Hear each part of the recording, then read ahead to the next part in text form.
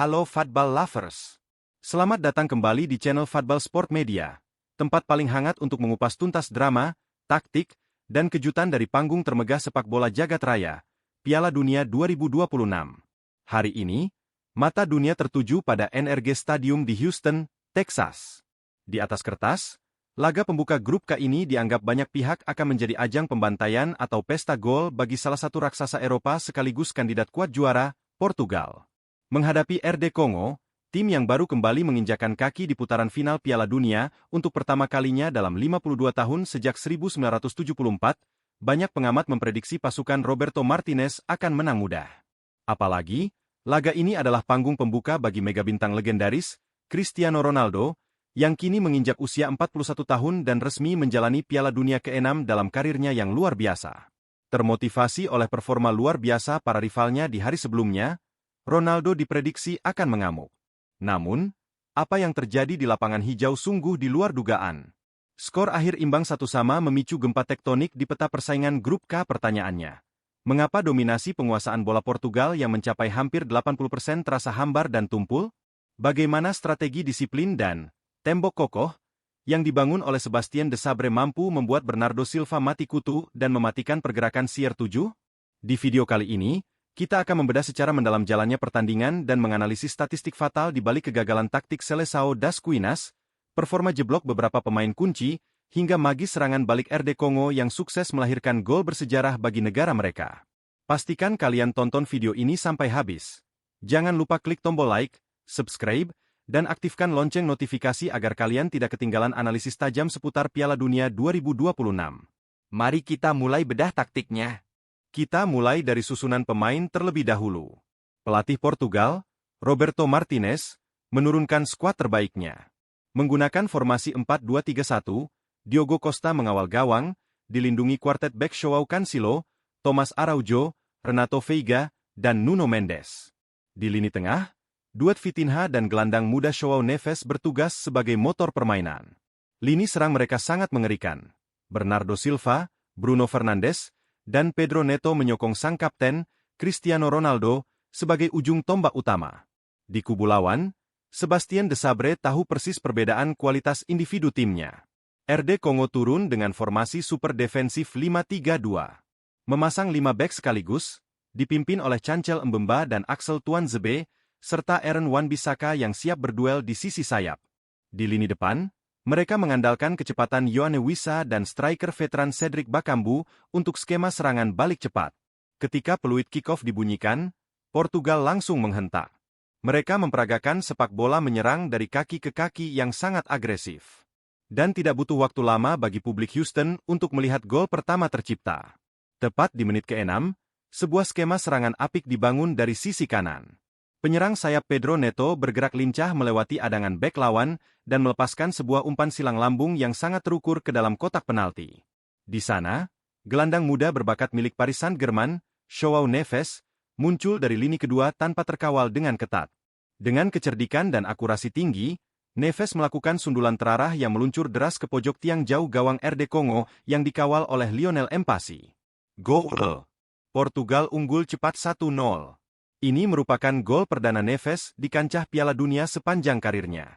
Di titik ini, jutaan pasang mata mengira laga ini akan menjadi awal dari kemenangan mudah yang masif bagi Portugal. Setelah gol tersebut, statistik mencatat bahwa Portugal benar-benar memonopoli jalannya pertandingan. Penguasaan bola mereka di babak pertama menyentuh angka luar biasa, yaitu hingga 79%.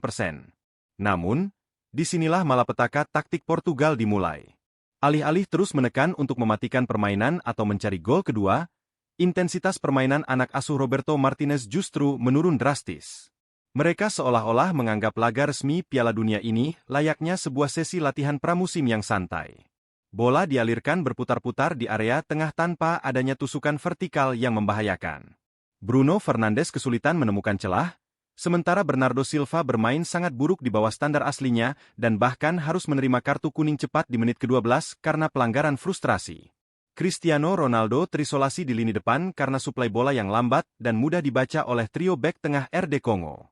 Sebaliknya, RD Kongo yang sempat terkejut dengan gol cepat tersebut mulai menemukan rasa percaya diri mereka. Dipimpin oleh Chancel Mbemba yang bermain Spartan, Meski terkena kartu kuning di menit ke-31, lini pertahanan mereka perlahan tapi pasti berhasil meredam kreativitas lini tengah Portugal. Melalui skema serangan balik sporadis, RD Kongo sesekali memberikan ancaman nyata melalui kecepatan Yoane Wissa. Menjelang babak pertama berakhir, petaka yang sesungguhnya bagi tim raksasa Eropa itu akhirnya tiba. Memasuki masa injury time, tepatnya di menit ke-45.5, RD Kongo mendapatkan momentum serangan di sisi kiri luar pertahanan Portugal. Arthur Masuaku dengan jeli melihat celah di lini belakang lawan dan mengirimkan sebuah umpan silang lambung yang sangat melengkung dan tajam ke jantung pertahanan. Entah apa yang dipikirkan oleh barisan pertahanan Portugal, mereka kehilangan fokus sepenuhnya. Yoane Wissa, penyerang tajam yang bermain untuk klub Newcastle United, berhasil meloloskan diri dari kawalan bek tengah Portugal. Dengan sebuah lompatan sempurna, Wissa melakukan sundulan jarak dekat yang gagal diantisipasi oleh Diogo Costa. Memasuki babak kedua, Roberto Martinez sadar ada yang salah dengan kreativitas timnya. Ia langsung melakukan pergantian pemain taktis sejak menit pertama paruh kedua. Bernardo Silva yang bermain buruk ditarik keluar dan digantikan oleh pemain muda sayap yang lebih eksplosif, Francisco Conceição. Portugal kembali mengambil inisiatif serangan total demi mengembalikan keunggulan mereka. Pada menit ke-55, publik Stadion Houston hampir saja menyaksikan salah satu kandidat gol terbaik di turnamen ini. Bek sayap kanan Portugal, João Cancelo, melakukan penetrasi luar biasa dan menyambut bola liar di dalam kotak penalti dengan sebuah tembakan salto, bicycle kick, akrobatik yang fantastis membobol gawang lawan. Namun, kegembiraan para pendukung Portugal langsung sirna seketika. Wasit yang memimpin pertandingan segera meninjau ulang proses terjadinya gol tersebut melalui layar video assistant referee, VAR. Setelah peninjauan yang menegangkan selama beberapa menit, gol indah Cancelo tersebut resmi dianulir karena ia telah berada dalam posisi offside terlebih dahulu sebelum melepaskan tembakan mautnya. Skor tetap bertahan 1-1. Kegagalan gol VAR ini tampak meruntuhkan mental bertanding dan justru menaikkan tensi kepanikan di kubu Portugal. Permainan mereka menjadi semakin terburu-buru dan tidak terorganisasi dengan baik. Disinilah sorotan tajam mengarah kepada kapten utama mereka, Cristiano Ronaldo. Ronaldo tampil penuh selama 90 menit di laga ini. Namun, statistiknya di pertandingan ini sungguh memprihatinkan bagi pemain sekelas dirinya. CR7 tercatat mandul dan gagal melepaskan satu pun tembakan tepat sasaran, shot on target, yang mengancam gawang RD Kongo. Di menit ke-68, ia mendapatkan peluang emas pertamanya ketika menerima umpan matang di dalam kotak penalti, namun sayang tembakan keras kaki kanannya justru melenceng jauh di sisi kanan gawang. 6 menit berselang. Tepatnya pada menit ke-74, Ronaldo kembali mendapatkan kesempatan lewat situasi kemelut di depan gawang, tetapi ia gagal mengeksekusi bola dengan sempurna karena kokohnya gangguan fisik dari para bek lawan. Ronaldo tampak sangat frustrasi di sepanjang sisa laga, sering berteriak dan mengangkat tangan sebagai tanda kecewa atas kurangnya suplai bola matang dari rekan-rekannya. Di sisi lain, RD Kongo di bawah arahan taktik jitu Sebastien Desabre bermain dengan tingkat kedisiplinan yang luar biasa tinggi. Mereka bertahan secara kolektif dengan blok rendah yang sangat rapat, menutup semua ruang tembak bagi gelandang Portugal. Bahkan, RD Kongo hampir saja berbalik unggul dan membuat kejutan yang jauh lebih masif pada menit ke-57. Lewat sebuah serangan balik kilat yang mematikan, striker veteran Cedric Bakambu berhasil melepaskan tembakan keras yang sayangnya digagalkan oleh tiang gawang sebelah kanan Diogo Costa.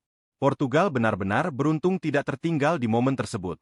Melihat timnya mengalami jalan buntu, Martinez mencoba menyegarkan lini serang pada menit ke-71 dengan memasukkan Rafael Leao dan Nelson Semedo untuk menggantikan Pedro Neto dan Nuno Mendes.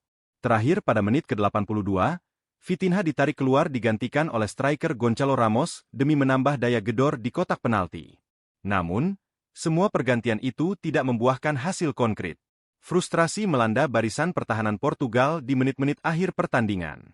Bek pengganti Nelson Semedo diganjar kartu kuning pada menit ke-87, disusul bek muda Thomas Araujo yang melakukan pelanggaran keras di masa injury time menit ke-91 demi menghentikan serangan balik cepat RD Kongo. Hingga peluit panjang akhir pertandingan dibunyikan oleh wasit, papan skor NRG Stadium tetap tidak berubah. Portugal 1, Republik Demokratik Kongo 1. Boom! Bola bersarang di jala Portugal, mengubah papan skor menjadi imbang 1-1. Gol ini memicu selebrasi gila-gilaan dari bangku cadangan RD Kongo. Ini bukan sekadar gol penyeimbang kedudukan, melainkan gol pertama sepanjang sejarah keikutsertaan RD Kongo di ajang Piala Dunia. Babak pertama pun ditutup dengan skor imbang yang mengejutkan. Jika kita menganalisis data statistik di atas, kita bisa melihat anomali yang sangat nyata dalam sepak bola modern. Portugal mendominasi mutlak jalannya penguasaan bola, hingga 75% berbanding 25% milik Kongo. Namun, penguasaan bola yang masif ini terbukti menjadi statistik yang menipu dan tidak efisien. Tumpulnya lini depan Portugal, dikombinasikan dengan performa memble dari Cristiano Ronaldo, membuat dominasi tersebut berakhir sia-sia. Taktik bertahan dengan formasi 5 bek dari RD Kongo terbukti sukses memotong jalur operan krusial menuju kotak penalti. Kedisiplinan tinggi Aaron Wan-Bissaka dan Chancel Mbemba memaksa para pemain sayap Portugal frustrasi dan melakukan banyak pelanggaran tidak perlu. Terbukti dari 3 koleksi kartu kuning yang didapatkan oleh lini bertahan dan tengah Portugal. Bagi Republik Demokratik Kongo, mencuri 1 poin dari tim unggulan raksasa seperti Portugal dirayakan layaknya sebuah kemenangan besar. Poin ini menjadi modal sejarah yang sangat berharga bagi anak asuh Sebastien Desabre untuk menatap laga selanjutnya di fase grup Piala Dunia 2026. Hasil imbang mengejutkan ini langsung mengubah peta persaingan di papan klasemen sementara grup K Piala Dunia 2026. Karena urutan abjad, RD Kongo saat ini berhak memimpin puncak klasemen sementara grup K dengan koleksi 1 poin, disusul ketat oleh Portugal di posisi kedua dengan raihan poin yang sama, yaitu 1 poin. 2 kontestan lain di grup ini, Kolombia dan Uzbekistan, baru akan memainkan pertandingan perdana mereka beberapa jam setelah laga ini selesai. Bagi Seleção das Quinas, hasil ini jelas merupakan kerugian besar sekaligus alarm peringatan dini yang sangat keras bagi pelatih Roberto Martinez. Jika mereka ingin melangkah jauh dan mewujudkan mimpi mengangkat trofi emas Piala Dunia pertama mereka, kreativitas lini tengah dan ketajaman penyelesaian akhir di lini depan wajib segera dibenahi sebelum menghadapi Kolombia dan Uzbekistan di laga berikutnya. Bagaimana pendapat kalian mengenai performa mengecewakan Portugal di laga ini? Apakah taktik Roberto Martinez yang terlalu monoton, ataukah Cristiano Ronaldo yang sudah mulai termakan usia sehingga sulit menembus pertahanan kokoh tim lawan? Dan seberapa jauh RD Kongo bisa melangkah setelah berhasil membuat kejutan besar ini? Tuliskan analisis dan prediksi kalian di kolom komentar di bawah ya. Mari kita berdiskusi secara sehat. Terima kasih banyak bagi kalian yang sudah menonton video ini sampai selesai. Jangan lupa untuk berikan like, bagikan video ini ke teman-teman komunitas bola kalian, dan klik tombol subscribe agar tidak ketinggalan berita terkini seputar Piala Dunia 2026. Sampai jumpa di video analisis pertandingan seru berikutnya. Ciao!